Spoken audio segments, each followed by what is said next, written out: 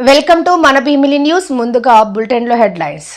నేను ఒకటే ఆ రోజు ఐటీ గురించి మాట్లాడాను. 2047 నాటికి ప్రపంచంలో నెంబర్ 1 గా తెలుగు జాతి ఉంటుందని భావిస్తున్నా అని ముఖ్యమంత్రి చంద్రబాబు అన్నారు. ఈ రోజు నేను ఒకటే మిమ్మల్ని కోరేది, నేను ఆ రోజు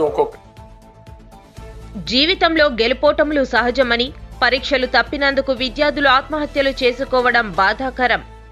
నారా లోకేష్.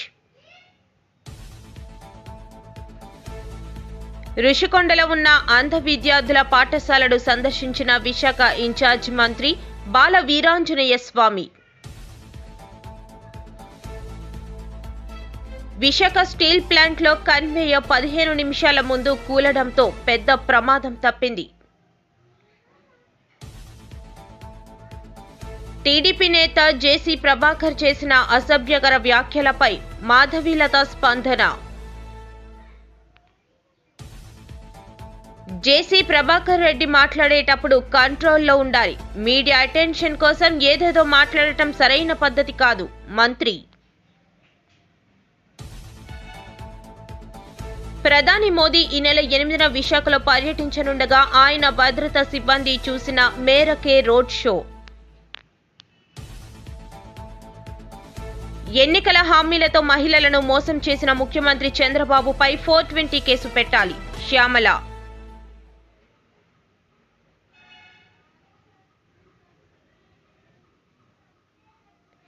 టీడీపీ సభ్యత్వ నమోదులో డ్రామా నడుస్తోందని మాజీ మంత్రి Gudivada Amarnath fire.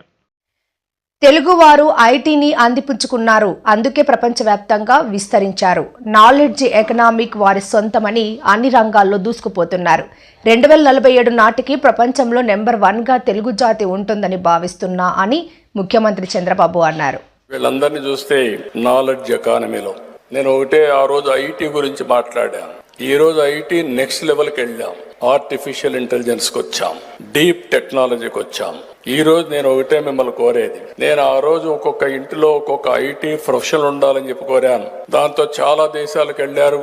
IT professionals గా ఉన్నప్పుడు మీరు ఉద్యోగాలు అడగడం కాదు, ఉద్యోగాలు చేయడం కాదు, మీరు ఉద్యోగాలు ఇచ్చే పరిస్థితి రావాలి, మీరు ఆంటర్‌ప్రెన్యూర్స్ కావాలని చెప్పి కూడా పిలిపించాను.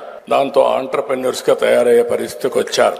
ఇప్పుడు నేను మిమ్మల్ని కోరేది, ప్రతి ఒక్క ఇంటికి ఒక ఐటీ ప్రొఫెషనల్ గా ఉండడమే కాదు, ప్రతి ఒక్క ఇల్లు కూడా ఆర్టిఫిషియల్ ఇంటెలిజెన్స్ ను ఉపయోగించుకుని ఆర్టిఫిషియల్ ఇంటెలిజెన్స్ ద్వారా మీ నిర్ణయాలు చేసేటప్పుడు తప్పుడు నిర్ణయాలు కాకుండా సరైన నిర్ణయాలు చేసే పరిస్థితి రావాల్సిన అవసరం ఉంది. ఒక్క అమెరికాలో కాదు, మీరు ఐర్లాండ్ పోయినా, ఆస్ట్రేలియాకు పోయినా, లేకపోతే యూరోప్ పోయినా, కడాన ఆఫ్రికాకు పోయినా, ఎక్కడ చూసినా తెలుగు వారే కనపడుస్తున్నారు. ఎట్టయితే హైదరాబాద్ లో ఒకప్పుడు జూబ్లీ హిల్స్ కు వస్తే రిచెస్ట్ పీపుల్ ఉంటారో, పాష్ లొకాలిటీ కనపడుస్తుందో, ఏ దేశానికి పోయి గుడ్డిగా మీరు అక్కడికి వెళ్ళి పాష్ లొకాలిటీ ఏదని అడిగితే అక్కడ పోయి తెలుగు మాట్లాడితే మీకు తెలుగులో మాట్లాడే వ్యక్తులు దొరుకుతారు. అది ఈ రోజు మనం సాధించిన విజయం. కొన్ని సిటీస్ లో చూస్తే ఇక్కడ కంటే అక్కడ మొత్తం ఏ విజయవాడో, హైదరాబాదో, వరంగల్ మారుగా అక్కడ కూడా రాణించే పరిస్థితికి వచ్చారు. ఒక చిన్న ఉదాహరణ చూస్తే మొన్ననే 23-24 3,30,000 మంది భారతీయ విద్యార్థులు అమెరికాకి వెళ్లారు చదువు కోసం. వారిలో 56% తెలుగు వాళ్ళు. అంటే 3,30,000 మందిలో 1,85,000 మంది తెలుగువారు అమెరికాకు చదువు కోసం పోయారంటే దాన్ని బట్టి అర్థమవుతుంది, నాలెడ్జ్ ఎకానమీ భవిష్యత్తులో కాదు ఎప్పటికి కూడా తెలుగు వారి సొంతం, దాంట్లో అనుమానం లేదని చెప్పి కూడా నేను మీకు తెలియజేస్తున్నా. తెలుగు వారు ఎక్కడ చూసినా రాణిస్తున్నారు. దీంట్లో కూడా మనం ఒక విషయం గుర్తుపెట్టుకోవాల్సిన అవసరం ఉంది. ఏదైతే 96లో నేను ముఖ్యమంత్రి అయ్యాను, అప్పటికే పివి నరసింహారావు గారు మన తెలుగు బిడ్డ ముఖ్యమంత్రి అయ్యి ప్రధానమంత్రి అయ్యి ఆర్థిక సంస్కరణలకు నాంది. జీవితంలో గెలుపు ఓటములు సహజమని, పరీక్షలు తప్పినందుకు విద్యార్థులు ఆత్మహత్యలు చేసుకోవడం బాధాకరమని మంత్రి లోకేష్ ఆవేదన వ్యక్తం చేశారు. తాను 2019లో మంగళగిరిలో ఓడిపోయానని, పట్టుదలతో ప్రయత్నించి 2024లో రికార్డు స్థాయి మెజార్టీతో గెలిచారని వెల్లడించారు. విజయవాడ ప్రభుత్వ జూనియర్ కాలేజీలో మధ్యాహ్న భోజన పథకం ప్రారంభోత్సవంలో ఆయన పాల్గొన్నారు.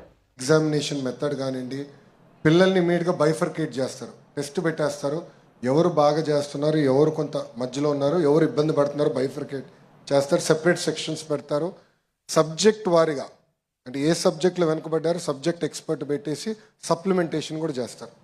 దాంతోపాటు గైడ్స్, మోడల్ టెస్ట్, నేను ఇంకోటి ఏదంటారు క్వశ్చన్స్ అండ్ ఆన్సర్స్, ఏమంటారు మేడం అది, క్వశ్చన్ బ్యాంక్ కూడా అన్నీ ఆటోమేటిక్గా అందజేస్తారు. సో ప్రిపేర్ అయ్యేదానికి, ఇంటికి వెళ్ళిన తర్వాత కూడా చదువుకునేదానికి అవకాశం కల్పిస్తారు. ఆ సిస్టమ్ మొత్తం తీసుకురాబోతున్నారు. End to end I want to bring that, including the IT system. Technology system కూడా ఎట్లా చేద్దాం అనుకుంటున్నాం అంటే డైరెక్ట్గా మీ తల్లిదండ్రుల వాట్సాప్కి లింక్ చేస్తాం. మీరు పొరపాటున స్కూల్కి రాకపోతే ఆటోమేటిక్గా మెసేజ్ మీ తల్లిదండ్రులకు వెళ్ళిపోతుంది. అదేవిధంగా ఒక్క సబ్జెక్ట్, అందరు నవ్వుతున్నారు, అదేవిధంగా అమ్మా ఒక సబ్జెక్ట్లో మీరు సరిగా పర్ఫామ్ చేయకపోతే ఉపాధ్యాయులు కూడా ఇమ్మీడియట్ తెలుసుకునేదానికి, బికాజ్ వాళ్ళు కూడా తెలియాలి, ఓహో ప్రత్యేకంగా ఈ ఫండమెంటల్స్లో వీక్గా ఉన్నారు, ఈ ఫండమెంటల్స్ వీక్గా ఉన్నారు. దానికి సప్లిమెంటేషన్, దానికి ఏం చేస్తున్నాం అంటే ఐఐటి మెడ్రాస్ ఇట్లా అనేక సంస్థలతో కూడా ఒప్పందం కుదిరించుకుని వర్చువల్ ట్యూషన్స్ ఎట్లా చేయాలి. సో పోస్ట్ ఆల్రెడీ 1.5 hour పెంచాం ఈ టైంలో, ఎందుకంటే సంకల్ప్ ప్రోగ్రామ్ కింద 1.5 hour పెంచాం. అంతేకాకుండా మీరు ఇంటికి వెళ్ళేటప్పుడు కానివ్వండి, లేదంటే కామన్ ఇన్ఫ్రాస్ట్రక్చర్ ఇప్పుడు చూసి, ఎందుకంటే మీకు కూడా భద్రత ఉంటుంది కామన్ ఇన్ఫ్రాస్ట్రక్చర్ ఉంటే, అక్కడ కెమెరాతో మంచి ప్రొఫెసర్ గారు బేసిక్ ఆ ఫండమెంటల్స్ ఎక్కడైతే వీక్గా ఉన్నారో అది సబ్స్టిట్యూట్ చేసేదానికి ఒక మెకానిజం ఏర్పాటు చేస్తాం. అన్ఫార్చునేట్లీ అన్నీ ఈ 3 నెలల్లో నేను చేయలేకపోతున్నాను, కొన్ని ప్రారంభించాం, కానీ నెక్స్ట్ బ్యాచ్ ఎవరైతే ఉన్నారో వాళ్ళందరికీ ఇది సెట్ చేసే బాధ్యత నేను తీసుకుంటాను. Thank you sir. Thank you very much. Mike భాష.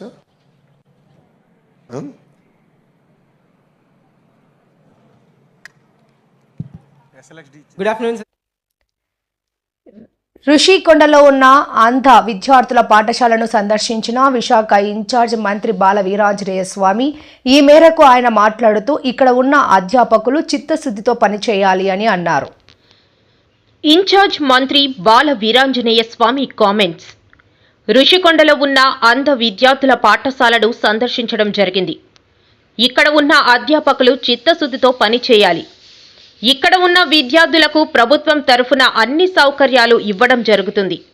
త్వరలో వీళ్లకు సంబంధించిన బెయిలీ పుస్తకాలు కూడా ఇవ్వనున్నాం. నెలవారీగా పెన్షన్లు కూడా వాళ్ళ అకౌంట్ పడే విధంగా ఏర్పాటు చేయనున్నాం. దివీస్ వారి సహకారంతో కార్యక్రమాన్ని నిర్వహించడం జరిగింది.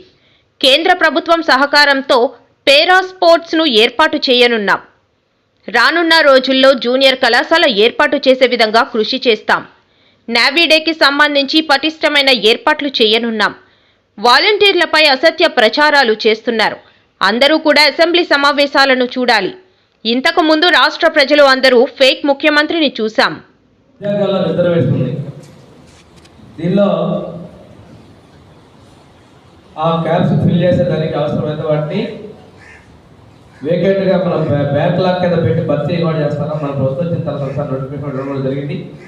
వీళ్ళందరికీ ఖాళీలన్నింటినీ కూడా నింపేదాన్ని ప్రభుత్వం చిత్తశుద్ధ ఉంది. ఇంకొక విషయం ఏంటంటే పెన్షన్లు కూడా ఎన్టీఆర్ భరోసా పెన్షన్లు పెంచుతుంటే మనకి మన గౌరవ ముఖ్యమంత్రి గారు, అదేవిధంగా ఎన్డీఏ ప్రభుత్వం అంటే బీజేపీ, జనసేన, మన పవన్ కళ్యాణ్ గారు ముఖ్యమంత్రి గారు మన ప్రభుత్వం నిర్ణయాలు తీసుకున్న ప్రకారం పెన్షన్లు కూడా పెంచడం జరిగింది. ఆ రోజు మొట్టమొదటి ఈ పెన్షన్ స్కీమ్స్ని ఎన్టీ రామారావు గారు పెట్టడం జరిగింది.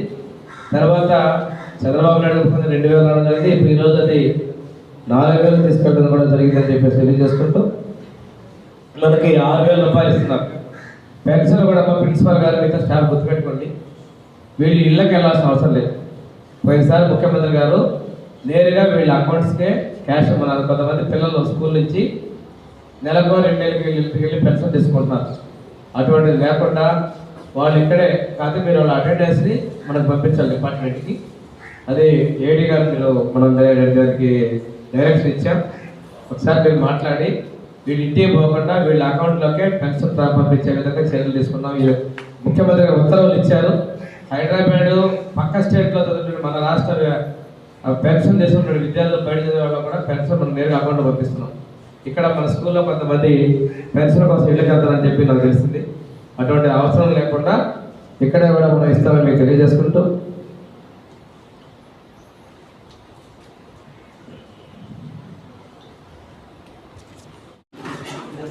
ఈరోజు అంధ విద్యార్థుల స్కూల్ని మనం విజిట్ చేయడం జరిగింది. నా శాఖ పరిధిలోకి వచ్చే స్కూల్లో ఈరోజు బ్రెయిలీ విశాఖ స్టీల్ ప్లాంట్లో కన్వేయర్ 15 నిమిషాల ముందు కూలడంతో పెద్ద ప్రమాదం తప్పిందని స్టీల్ సిఐటియు గౌరవ అధ్యక్షులు అయోధ్యారం తెలిపారు. 15 నిమిషాల తర్వాత కూల్తే 60 మంది కార్మికులకు ప్రమాదం జరిగేదని అన్నారు. 100 మీటర్ల హైట్ నుంచి కొలాప్స్ అయి పడిపోవడం అనేది మనం చూసాం. ఒక విధంగా అదృష్టం 50-60 మంది ఉద్యోగులు ఒక పావుగంట తర్వాత అక్కడ ఉంటారు. పావుగంట ముందు జరిగింది కాబట్టి ఎవరికి ఏ ప్రమాదం జరగలేదు. దీనికి గల కారణాలు ఏమిటి?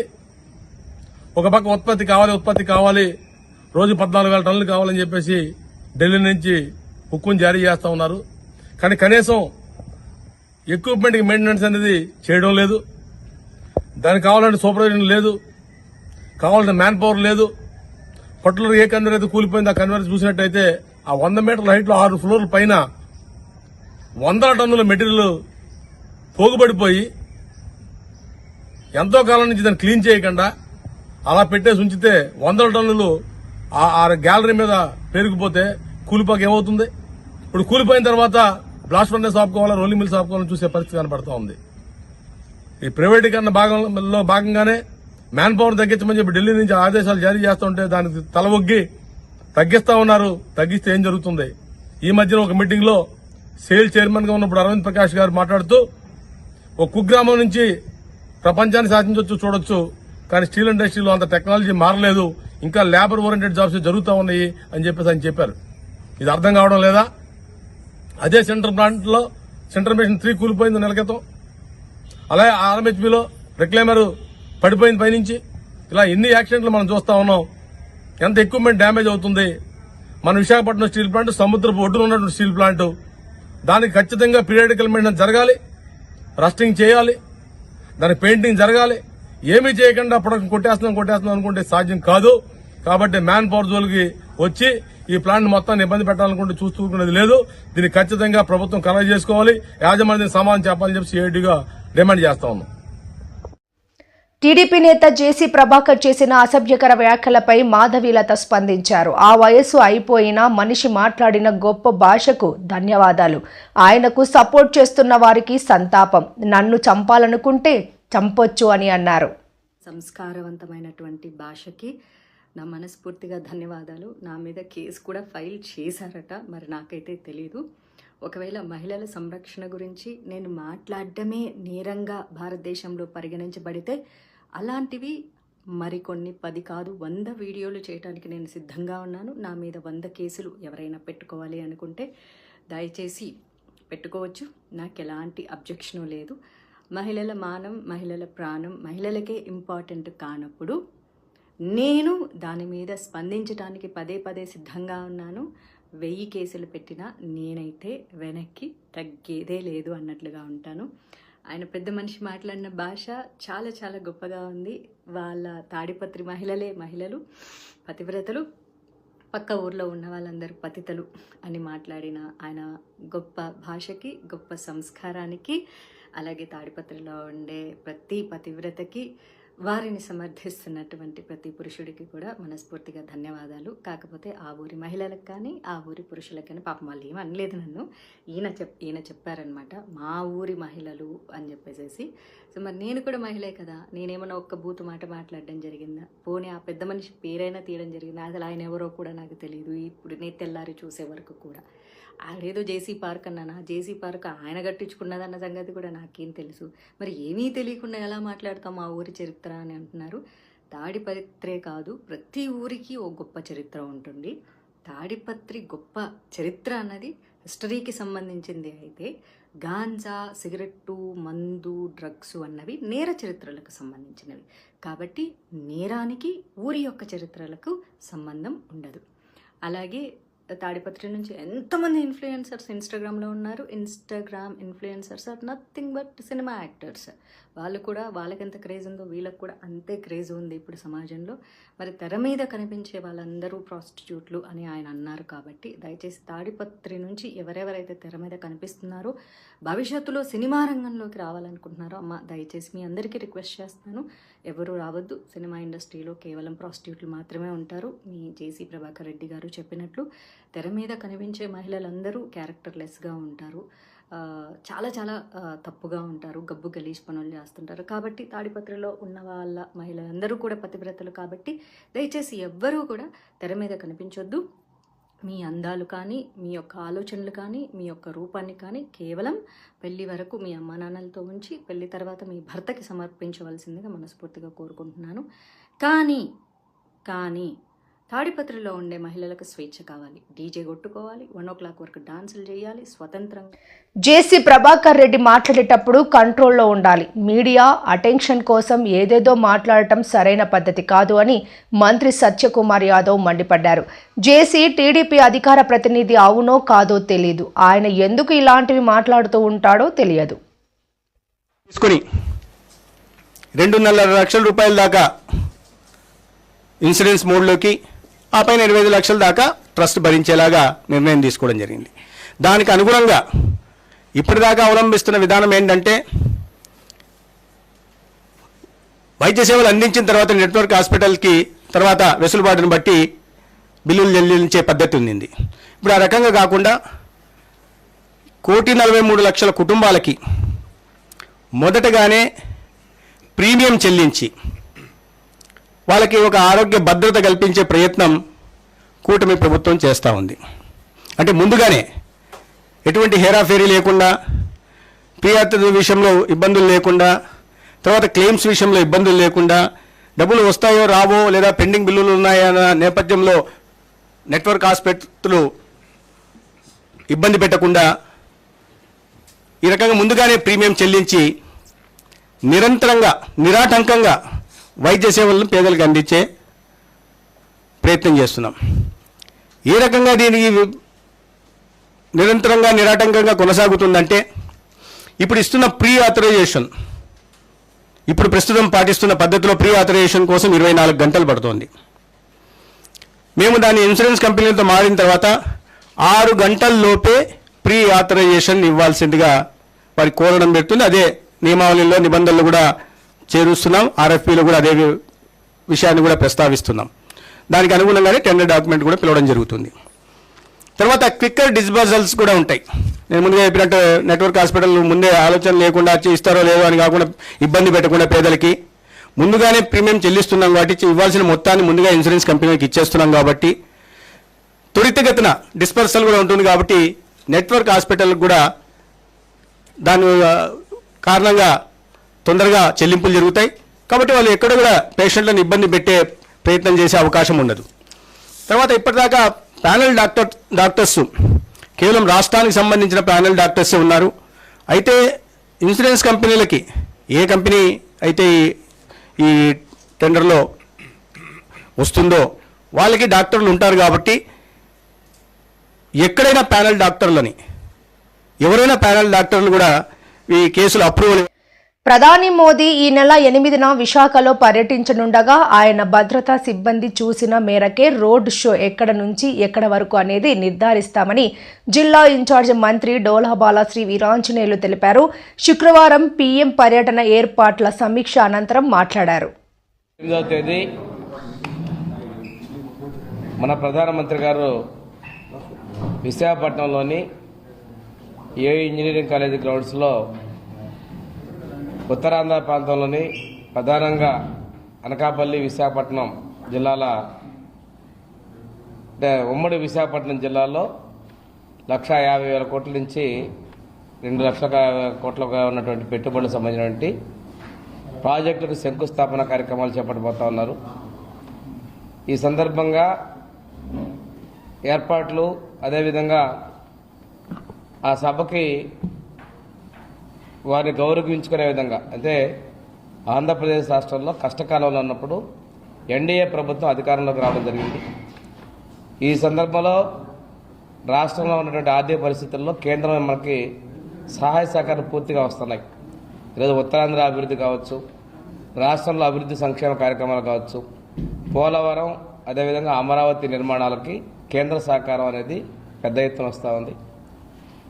వీటిలో 6 నెలలు ఈ ప్రభుత్వం ఏర్పడిన తర్వాత ఈ ప్రాజెక్టు శంకుస్థాపనకి మన ప్రాంతానికి వస్తున్న సందర్భంలో వారికి మంచి స్వాగతం, గౌరవంగా ఈ కార్యక్రమాన్ని నిర్వహించాలనే సంకల్పంతో జిల్లా అధికారులతోటి ఈరోజు సమీక్ష చేసుకోవడం జరిగింది. ప్రజాప్రతినిధులందరం కలిసి ఎక్కడా కూడా ఎటువంటి లోటుపాట్లు జరగకుండా కార్యక్రమం దిగ్విజయంగా జరగాలనే విధంగా చర్యలు తీసుకునే విధంగా మేము చర్చించుకోవడం జరిగింది. దీనికి సంబంధించి ఉత్తరాంధ్ర ప్రాంతంలో ఉన్నటువంటి అందరు మంత్రులు, 3 రాజకీయ పార్టీలు, ఎన్డీఏ భాగస్వామ్యం అయినటువంటి బీజేపీ, జనసేన, తెలుగుదేశం పార్టీలు కూడా మేము మీటింగ్ కూడా పెట్టుకోబోతున్నాం. ప్రజాప్రతినిధులు అందరూ కలిసి ఈ కార్యక్రమాన్ని విజయవంతంలో సహకరించాలని, మీడియా కూడా మీ సహకారాన్ని అందించాలని మనస్ఫూర్తిగా కోరుకుంటున్నాను.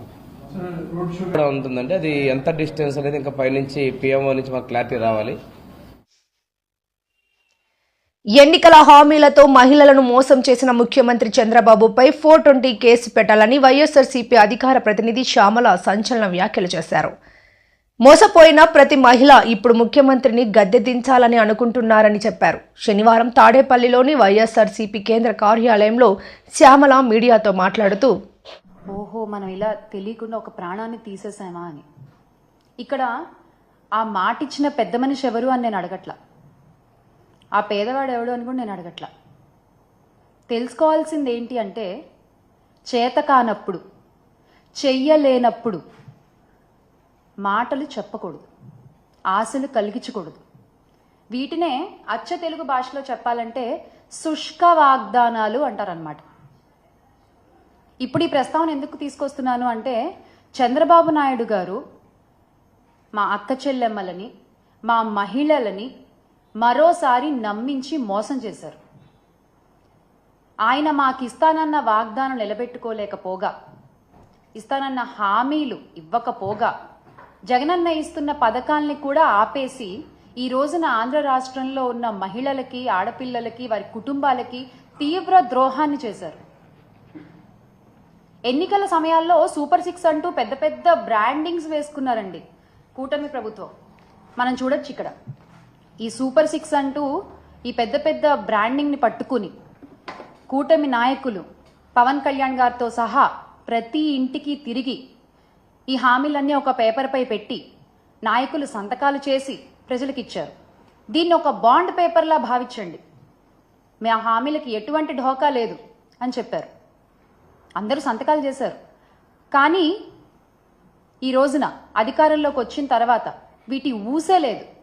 ఆ రోజున మీరు అబద్ధాలు చెప్పి బాండ్ పేపర్లు అంటూ ప్రతి ఒక్కళ్ళు సంతకాలు చేసి ఈ పేపర్ని ప్రజల చేతిలో ఇలా పెట్టి ఈ రోజున మీరు వచ్చిన తర్వాత వాటి ఊసే ఎత్తకుండా ప్రజల్ని మోసం చేస్తుంటే, ఆ రోజు మీరు పెట్టిన సంతకాల విలువేంటో మీరే చెప్తున్నారు. ఇదేనా మీ సంతకం విలువ? ఈ రోజు ఉదయం జగనన్న కూడా ఇదే విషయమై ఆంధ్ర రాష్ట్ర ప్రజల పక్షాన, అలాగే మహిళల పక్షాన ఎదుర్కొంటున్నటువంటి సమస్యలపై, ఎగ్గొట్టేసిన హామీలపై ట్విట్టర్ వేదికగా చంద్రబాబు నాయుడు గారిని నిలదీయడం జరిగింది. ఇప్పుడు ఒక సాటి మహిళగా మా మహిళలకు జరుగుతున్న అన్యాయాలపై నేను కూడా అడుగుతున్నాను. ఎందుకని ఇలా పదే పదే మహిళల్ని మీ మాటలతో నమ్మించి మోసం చేస్తున్నారు? ఇది చీటింగ్ కాదా? టీడీపీ సభ్యత్వ నమోదులో డ్రామా నడుస్తోంది అని మాజీ మంత్రి గుడివాడ అమర్నాథ్ మండిపడ్డారు. పట్టాలు ఇస్తాం, ఆధార్ కార్డులు ఇప్పిస్తామంటూ అడ్రస్లు తీసుకుని టీడీపీ సభ్యత్వం అంటూ ప్రచారం చేసుకుంటున్నారని ఆగ్రహం వ్యక్తం చేశారు. ముచ్చర్లలో వైఎస్ఆర్సీపీ బలంగా ఉందని, అక్కడ 100% టీడీపీ సభ్యత్వం అన్నది పెద్ద అబద్ధమని కొట్టిపారేశారు. శనివారం మాజీ మంత్రి గుడివాడ అమర్నాథ్ విశాఖలో మీడియాతో మాట్లాడారు. సరే, ప్రజాస్వామ్యంలో ఏ రాజకీయ పార్టీతో ఎవరు ఉండాలనేటువంటిది ప్రజల తాలూకా నిర్ణయం. ప్రతి గ్రామంలో వివిధ రాజకీయ పార్టీలకు సంబంధించినటువంటి నాయకత్వాలు, ఆయా రాజకీయ పార్టీలకు సంబంధించినటువంటి ఆలోచన విధానాల్ని నమ్మి వెంట నడిచేటువంటి ప్రజలు ప్రతి గ్రామంలో, ప్రతి ప్రాంతంలో కూడా ఉంటారు. అయితే లేనిది ఉన్నట్టుగా సృష్టించి తద్వారా రాజకీయంగా లబ్ధి పొందుదాం అనేటువంటి ప్రయత్నం చేయడం అనేటువంటిది కరెక్ట్ కాదు. ఎందుకంటే గడిచినటువంటి ఎన్నికల్లో, స్థానిక సంస్థల ఎన్నికల్లో 2021లో జరిగినటువంటి పంచాయతీ ఎన్నికల్లో కానివ్వండి, లేదా తర్వాత అదే సంవత్సరంలో తర్వాత జరిగినటువంటి ఎంపీటీసీ ఎన్నికల్లో కానివ్వండి, లేదా 2019లో మా పార్టీ అభ్యర్థి అప్పుడు గెలిచినప్పుడు వచ్చినటువంటి ఓట్లు చూసినప్పుడు కానీ, లేదా మొన్న 2024లో మా పార్టీ అభ్యర్థి ఓడిపోయినప్పటికీ వచ్చినటువంటి ఓట్ల శాతం చూస్తే కానీ ఎక్కడ కూడా వన్ సైడెడ్ తీర్పు అనేటువంటిది వైఎస్ఆర్ కాంగ్రెస్ పార్టీకి వ్యతిరేకంగా ఇచ్చినటువంటి సందర్భాలు ఎప్పుడూ లేవు. అక్కడ యునానిమస్గా మా పార్టీ అభ్యర్థి సర్పంచ్గా ఎన్నికయ్యారు. అందులో ఉన్నటువంటి 10 మంది వార్డు మెంబర్లు యునానిమస్గా మాకు ఎంపికయ్యారు. తర్వాత జరిగినటువంటి ఎంపీటీసీ ఎన్నికల్లో మా పార్టీ సింబల్ మీద గెలిచినటువంటి ఎంపీటీసీ ఎన్నికయ్యారు. మొన్న 2024లో జరిగినటువంటి ఎన్నికల్లో రాష్ట్రంలో అతిపెద్ద నియోజకవర్గం, మెజారిటీ కూడా ఆ రకంగానే ఆ రోజు వచ్చినప్పుడు, అప్పుడు కూడా పోనీ ఆ గ్రామంలో ఏదైనా వన్ సైడెడ్గా తీర్పు వచ్చిందానంటే 1350 పైచిలకు ఓట్లు పోలైతే 600 ఓట్లు వైఎస్ఆర్ కాంగ్రెస్ పార్టీకి, 160 ఓట్ల మెజారిటీ తెలుగుదేశం పార్టీకి ఆ గ్రామంలో వచ్చాయి. మా పార్టీకి సంబంధించినటువంటి ఆ